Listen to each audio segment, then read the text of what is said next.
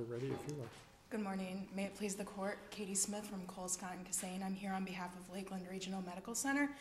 I'm also on our side is the Appellee, NICA, and Counsel Mark Silverman. I would like to reserve 7 minutes of our time for... We'll reserve 5. 5, okay, 5. Well, no, it was for Mark Silverman. Okay, so are you all splitting time? We're splitting time with him, okay, exactly. So how do you want to split it? 13 and 20 and 7. Exactly, and I'll reserve 2 minutes for 2 rebuttal. minutes, okay. Thank you. We are requesting that this court reverse the ALJ's final order as it relates to the requirement that LRMC did not provide sufficient notice under the NICA statute. The ALJ and the final order erroneously interpreted the NICA statute to require that in order for LRMC to satisfy the notice requirement of the statute, that it obtain a signed acknowledgement form. The key issue is whether you have to have a signed receipt of the notice, right? Isn't that the issue in this case? Isn't that what we're talking about here? Yes, that is the issue in this case. It goes a little bit further than that because the requirement of a signed acknowledgement form is a rebuttable presumption under the statute. So really here, if you look at the evidence, the body of evidence that was presented at the final hearing, it shows that LRMC did follow its procedures, did have a hospital representative. A couple times, right? 3 times, actually. Yeah. We had 3 representatives from LRMC who explained to the ALJ and explained at the final hearing that notice was given verbally and also in a pamphlet that was prepared by NICA. That's not disputed, is it? No, that's not disputed. Okay. And in fact, there was admissions that there were signatures that were the same on the documents. The petitioner admitted, and it was included in her answer brief, that she did know that she was presenting to LRMC for treatment, that she did obtain the NICA pamphlet, and she did acknowledge that she signed the pamphlet, so the acknowledgement form, though she didn't remember the encounter. Yeah. She did not actually testify at the hearing. Her testimony was stricken because she did not show up for her deposition. But even despite all of this evidence, what the ALJ did was to take his conclusions of law in the final order and determine that because the acknowledgement form indicated that it was from OB Hospitalist Group, it was not notice on behalf of LRMC. And this was an erroneous... I have a slightly different take on this, and I want you to be able to address that. The witness for the appellants, or the hospital, or the hospitalist, depending on how you slice her up, she says she has a normal practice. She doesn't remember specifically what happened with this patient, but her normal practice is to say this and do this and get these documents signed. And it appears what the ALJ concluded is, well, your proof of normal routine and practice is great, except you did deviate from it because your practice includes getting a signed document for both, and you didn't. You got it for one. So why isn't the ALJ entitled to determine, as a matter of credibility, that I don't really know exactly what she did or said. All I know is she said her normal practice is to get signatures on every document that's required, and she only got signatures on one, so she may very well have only given notice as to the hospitalist. Sure, I understand your position. If you look at the cumulative... It's not my position. No, I understand what you're explaining. It's the ALJ's conclusion based on evidence. If you look at the evidence that was presented, though, Ms. Roquette did say that she only provided the form on behalf of OB Hospitalist Group. However, each of the patient access representatives explained that it was their policy to provide the forms on behalf of the hospital. It was the hospital that was providing the forms, that had the forms created, that gave the package to the patient. And also, this was an unassigned patient. This was not a patient that was coming in with a separate physician from an outside gynecological practice. This was a patient that was treated by the public health care system who was coming to LRMC for her gynecological services. And in that instance, the testimony that was given was that it was LRMC's practice to provide the NICA notice on behalf of the hospital, but then they would have the OB Hospitalist Group acknowledgement form signed. So, are you saying that their practice was not to have one signed for the hospital? When it's an unassigned patient. Is there evidence to that effect? There was testimony. I believe it was Ms. Garcia's testimony, who was... She said, I will only get the form signed for the hospitalist, but not the hospital? It was the hospitalist group when an unassigned patient comes in that's assigned to the hospitalist group. Counsel, notwithstanding all of the testimony as to their standard practices, there is not testimony as to what occurred with this individual patient, is there? Well, there is. Nobody recalls what happened to this individual patient that is the subject of these proceedings. There wasn't a recollection as to the incident, but there were computerized notes that were generated, and that was contemporaneous with the incident. So if you look at Ms. Roquette's notes from specifically the March 21st visit, she had computerized notes that she dictated during the testimony at that final hearing that said that she provided all of the pamphlets on behalf of the hospital, that she had the patient sign the NICA form, and that the patient signed the summary. But the pamphlets don't say on whose behalf notice is given, do they? The pamphlet itself that's prepared by NICA does not say on Right. whose behalf the notice was given. And that is up to the person who is talking to the patient to say, you know, the hospital's part of the NICA program, every doctor you see is going to be part of the NICA program, and here are the forms you have to sign to reflect for our records that that's who you're going with for purposes of treatment. Right, exactly. The hospital gives the notice and says, this is the NICA pamphlet, we're participating in So it's a NICA. question of fact based on evidence as to whether the determiner of fact believes that notice was given on behalf of the hospital. I would agree that it's supposed to be a question of fact that the ALJ is supposed to determine. But in this specific case, if you look at the final order, the conclusions of law very clearly indicate that the final evidentiary hearing centered around whether or not LRMC actually obtained a signed acknowledgement form on the March 21st occasion. Point me to the specific paragraph in his findings and conclusions that you're relying upon to say he required that written notice be presented. Sure. In contrast to weighing all of the evidence and considering the absence of written notice. Absolutely. If you look through the findings of fact specifically, and I will begin at page 6 of the findings of fact. It's paragraph 1. They begin with OB Hospitalist Group contracts with LRMC. On March 21st, Ms. Rodriguez presented, and she had complaints of vaginal bleeding, and she was went to Dr. Harris Watson, who was employed by OB Hospitalist. Ms. Roquette, who's a patient access for LRMC, provided her with all of the forms explaining the plan. She does not specifically recall her counter, but it's her policy to provide the brochure to the obstetric patients and to have the patient sign the form. Okay. And then the remainder of the And the brochure does not refer to who is part of NICA. It just says, here's the NICA information. It just says, here's the NICA information. Okay. And the script that they used said that we, the patient access representative, LRMC, is providing you with the NICA brochure. And then they provide them with a separate signed acknowledgement form, which is a separate requirement if you want a rebuttable presumption that is signed by the patient. So the remainder of the findings of fact go into detail about what the signed acknowledgement form actually says and does not discuss at all the actual fact of notice that was given on behalf of LRMC or the verbal discussion that took place between the hospital representative and the patient. Well, paragraph 11 says, the greater weight of the evidence establishes that OB Hospitalist provided the notice for Dr. Duke and Dr. Harris Watson, the doctors who performed it. It doesn't say that I'm finding notice was given because of the signed form. It says right, notice. So, excuse me. If you turn then and you go back to pages 17 and pages 20, which are the conclusions of law that were given, paragraph 27 specifically says, an employee of Lakeland Regional Medical Center provided the brochure, but she did not provide it on behalf of the hospital. And then it goes, the acknowledgement form dated March 21st clearly indicates OB Hospitalist Group is providing the notice and not the hospital.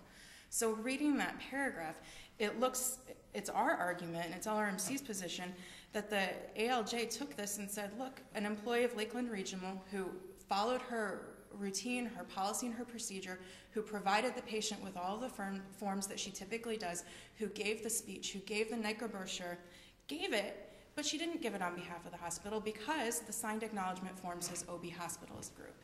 That's what paragraph 27 says. An additional piece of evidence that confirms what the ALJ believes, that she gave the information that she gave, whatever it was, but she wasn't clear as to on whose behalf she was giving it, and the documentary evidence is that she gave it on behalf of the hospitalists, and there's nothing else, including her recollection, that she ever said, and by the way, the hospital is also part of NICA. These are findings that the ALJ did not make in the order. The only findings that the ALJ did make in the order lead to believe that the ALJ erroneously construed the statute, because every single finding was based on the fact that the March 21st signed acknowledgement form only pertained to the OB Hospitalist Group. So it keeps coming back to that. There's never anything in the ALJ's order that says LRMC just did not provide notice, verbal or otherwise. That every single paragraph of the conclusions of law indicate that this notice wasn't given, not because it wasn't verbally given or because she wasn't handed a pamphlet by the hospital, but because the signed acknowledgement form did not specify that it was LRMC who was providing the notice. And that is a separate requirement. The signed acknowledgement form doesn't even need to be given, and that's the 5th DCA's Jackson case that says— But there has to be actual notice on behalf of each participant. Correct. We're not disputing that there has to be actual notice. And the witness does not recall what she said to this particular patient. She recalled that she would have followed her procedure, and she reviewed the computerized notes. And her procedure also involves getting a signed form on behalf of each participant. It would depend on whether the patient was an unassigned patient or whether the patient was assigned. Okay. And if you're reserving your 2 minutes, now's the time to sit down. Yes, thank you. Thank you.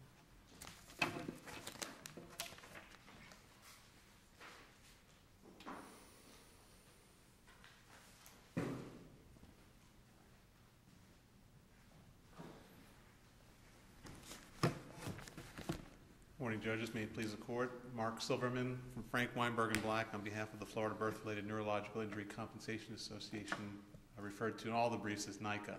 And Mr. Silverman, NICA did not cross appeal. Correct. Not cross appeal, but initiate the appeal. That's correct. Okay. Essentially, NICA filed a brief in this case because of the potential for construction of this statute. And that's the only reason NICA filed a brief in this case. It appears from the record that— So NICA has no interest in, if we were to affirm, NICA has no interest in challenging the findings of the ALJ and whether they're adequate. Is that correct? You're concerned about that we might write an opinion that somehow construes the statute, and that's the only thing you're concerned about? Well, the principal concern is that the statute would be construed as Does the ALJ say at any point that a written acknowledgement of notice is required? Well, the ALJ alludes to it, and I'll refer you to the same paragraph 27 of the order on page 17. It says section 766.316 requires that each hospital with participating physician on its staff and each participating physician shall provide notice. Nobody here disputes that.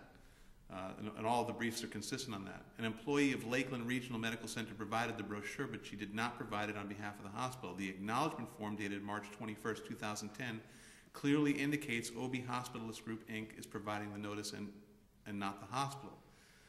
I don't know how the ALJ could reach that conclusion when in fact Nurse Rockhead, or I should say Representative, not Rockhead, I don't know if she was a nurse or not,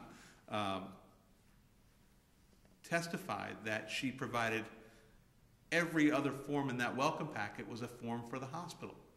The brochure was put together by one of the other representatives of the hospital who also testified. The only document that was in that stack that was not part of the hospital's package was this acknowledgement form for OB Hospitalist Group. So it's NICA's position— When you say the hospital package, is there anything in the package that discloses, now in writing because we're talking about the package, that discloses this hospital is a participant in NICA? I think the answer is no. I think you're correct. So there's nothing in the package that says who is a participant that is going to potentially affect the rights of the patient. Well, it's both the appellant's brief and the Appellee's brief. I'll leave NICA somewhere in the middle there. Both talk about this portion of the script that Lakeland read that was prescribed by their risk managers that talked about we are providing you with this notice, and they both talk about who we is. But at the end of the day... The key question is, does the patient know who we is? That is the key question. And the witness testified that she doesn't remember any part of the encounter with the patient. She said, my normal practice is A, B, and C. And as I understood it, her normal practice includes getting signed acknowledgement forms. And here she got a signed acknowledgement form on behalf of the Hospitalist Group. That is correct. But what is also correct is that the ALJ accepted, without any exception to that the procedures were followed, because the testimony was wholly unrebutted. And in fact, the ALJ on several occasions pointed to the fact that the regular course of Ms. Rockhead was followed, and in fact accepted that. So if she accepted that for the purposes of OB Hospitalist Group, how can she not have accepted it for the purposes of Lakeland? There's no distinction other than the form itself. That's the only distinction that the ALJ makes in the order. But the form creates that rebuttable presumption. There's no question about that. Which didn't exist, obviously, for the benefit of the hospital. There's no question about that. To me, I don't see this as a question about whether the ALJ says the form is a requirement of the statute. I see this as the ALJ just saying, I've heard all the evidence in this case and all the testimony, and I'm not persuaded that she got notice that the hospital was a participant. I think I don't think it's any more complicated than that. Well, she doesn't exactly say that. I understand the court's comment, but what she does say is that she does seem to hinge that on that form. She doesn't. She accepts. She hinges it because it's a rebuttable presumption, which she didn't have in the case of the hospital. So then it's just simply whether or not she's persuaded by the gravamen of the evidence that notice was given. That's. And NICA doesn't dispute the fact that the statute does create the rebuttable presumption.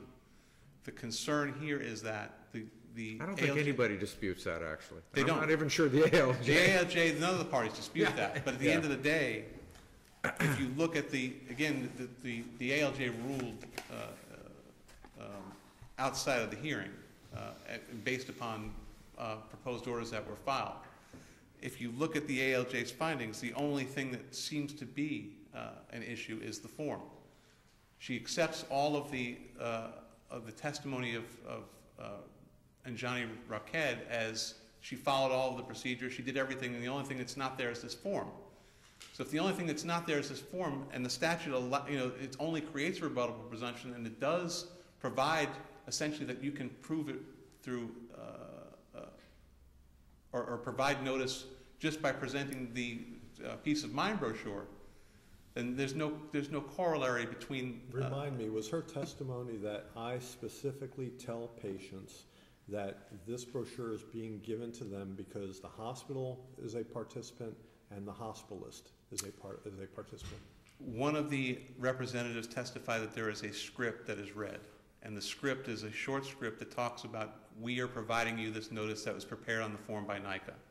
So yes, and the ALJ accepted the fact that, correct, we. It doesn't say that Lakeland Regional is a participant and Dr. So-and-so is a participant and Dr. So-and-so is a participant. That is absolutely correct. Okay.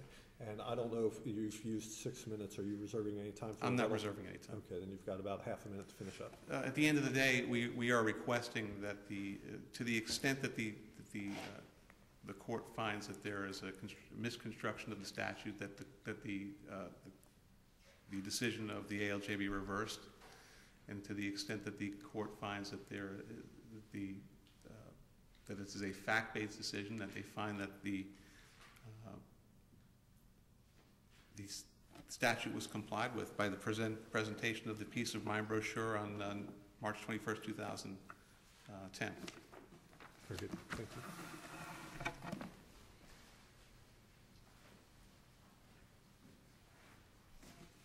May I please support Rebecca Creed on behalf of the appellee, the mother. We contend that the ALJ was correct. The order should be affirmed for at least 3 reasons. First, the hospital lacked standing. Second, the hospital failed to preserve its arguments. And third, on the merits. The hospital's always had the burden of proof. But here, the hospital failed to meet its burden of proof based on the evidence considered by the ALJ. It's important to note that the ALJ specifically found that the hospital not only had one opportunity on March 21st to provide notice, the hospital had another opportunity as early as December 5th, 2009, to provide this mother with notice. That's on page 4766 of the record, page 33, paragraph 33 of the final order. When she presented on December 5th, the mother was pregnant. Hospital staff were aware the mother was pregnant. She'd been seen for prenatal care at the local health department. Normally, obstetric patients receiving prenatal care at the health department would deliver at Lakeland Regional. So there was one opportunity on December 5th, 2009, for the hospital to provide notice, and it failed to do so. The second opportunity was this March 21st encounter, and the ALJ finds the hospital provided notice on behalf of OB Hospitalist Group. At that point, she could have had a reasonable time to change physicians, but she was never informed that the hospital was also a NICA participant on March 21st.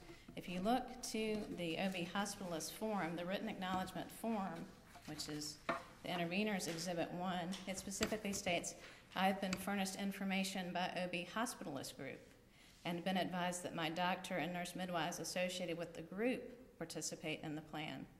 So the only evidence as to what this mother heard or received was an OB Hospitalist form that says this NICA pamphlet that was in her welcome packet was furnished by OB Hospitalist Group. The outcome might be different if, it might have been different with the ALJ had the witness testified that, my script is Lakeland Regional is a participant in NICA.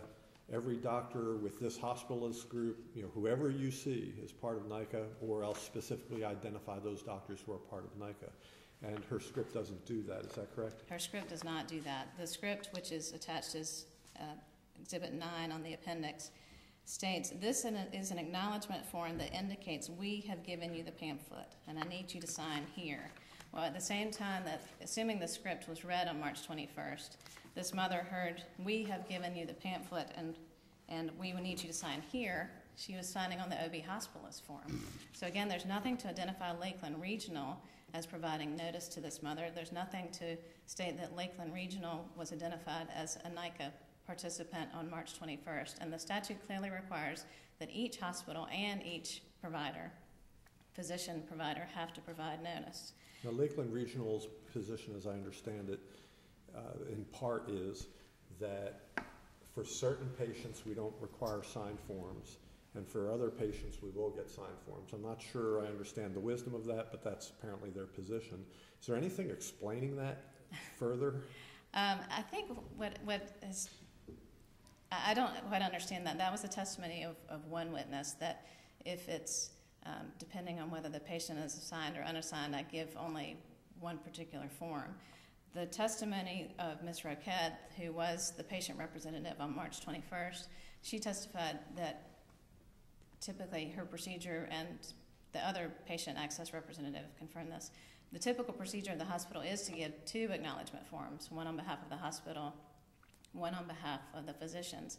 And certainly we contend that is the requirement under Florida law, to give notice as to both. You don't necessarily have to give the written acknowledgement form, but you at least have to verbally inform this patient that she's getting notice as to both the hospital and... And if the script is we as opposed to identifying parties, who does the patient understand we to be? How could the patient understand that we meant Lakeland Regional and OB Hospitalist?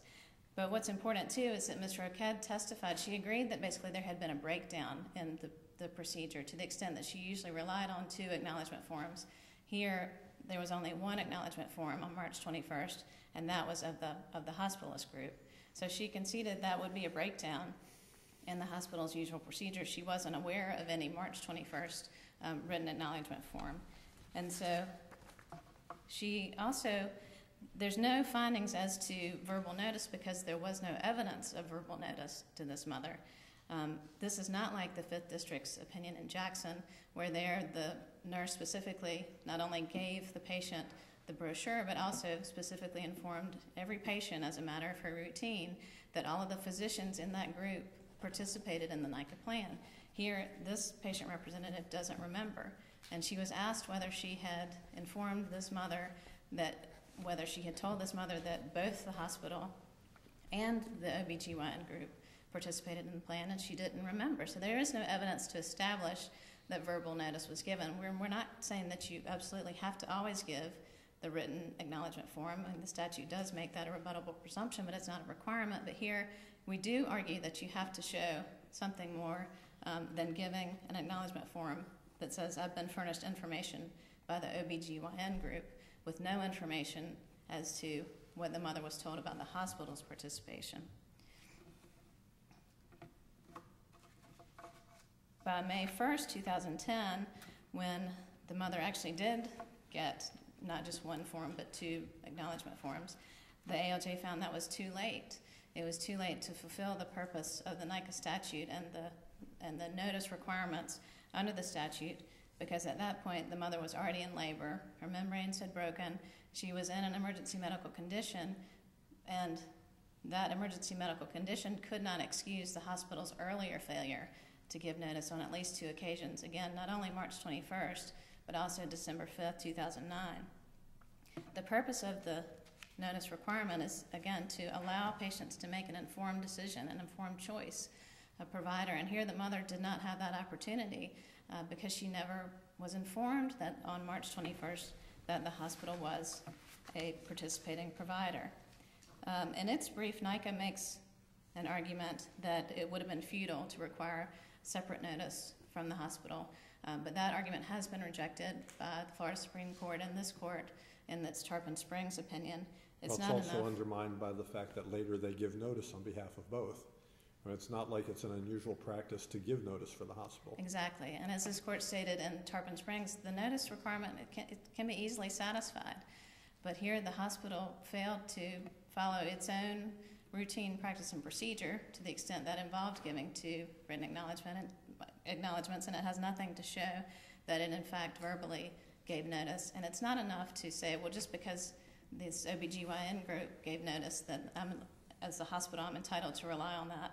In Tarpon Springs, the OBGYN group was owned by the hospital, and this court said, based on the Florida birth-related decision of the Florida Supreme Court in 2010, each means each hospital and each physician means that both have to give notice. You can't just look to what the physicians did. I would also point out that the hospital never moved to intervene in the proceedings below, did not make any of these arguments until this appeal. The hospital chose not to intervene, chose not to participate in the proceedings, waited to see what the ALJ would find. Is there any case that says they have to? They do not have to, but by failing to intervene, they do not become a party.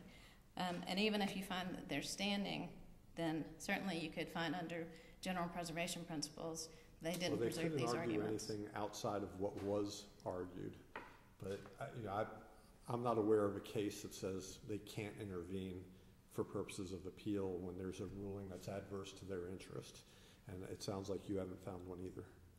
Not exactly that specific, no.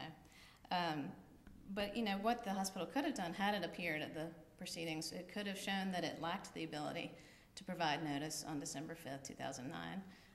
Well, they don't suggest that, though, do they? Or they don't suggest that they didn't have the ability. They just suggest we did what we always do, and we gave notice for both the hospitalist and the hospital. But that was on March 21st. Their position is that orally she gave notice, which could be adequate if the ALJ believed that orally she gave notice. I'm not sure even as to the December 5th, 2009, the finding was there was no attempt at notice made. No, I understand that, but I think you agree that had the witness testified that my script says I'm giving you notice on behalf of the hospital, or had she testified, well, my script says we, but I always clarify what that is, the ALJ could have believed it had there been such testimony. Sure, could have, but there wasn't. And had the ALJ believed it, that would have been adequate notice under the law. Well, except for the fact that as of December 5th, 2009, there was no evidence that the mother was even given a NICA brochure.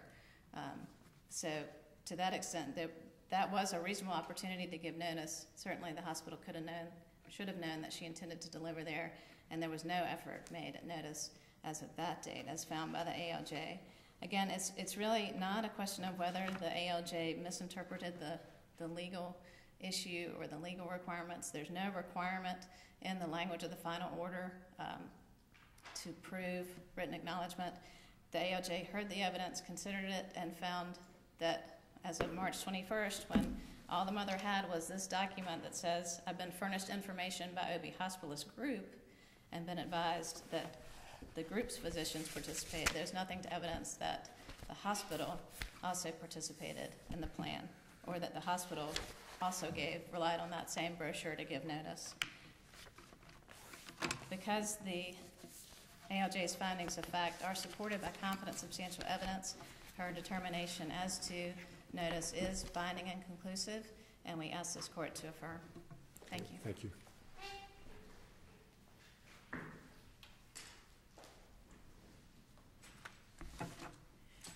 If we allow the ALJ's final order to stand in this case, what we're doing is creating a procedure where there's not really a requirement that a signed acknowledgement form be obtained, but there is a requirement that a signed acknowledgement form be obtained by these providers when you have a patient. Didn't the witness testify?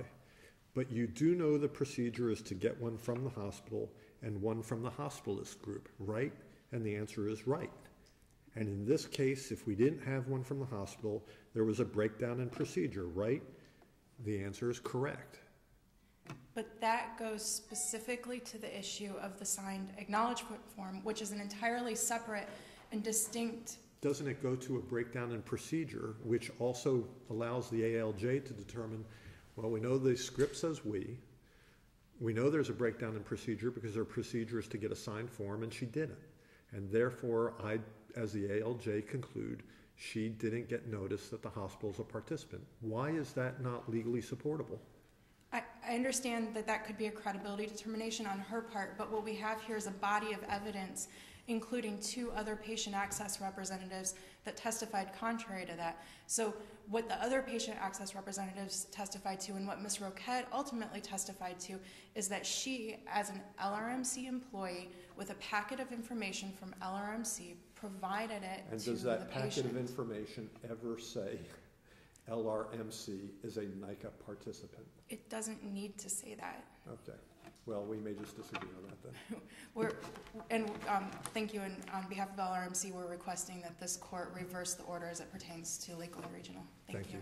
That concludes the docket. Mr. Lay, when you go back up front, just let them know to let you come back if you would do that. Thank you. We're adjourned.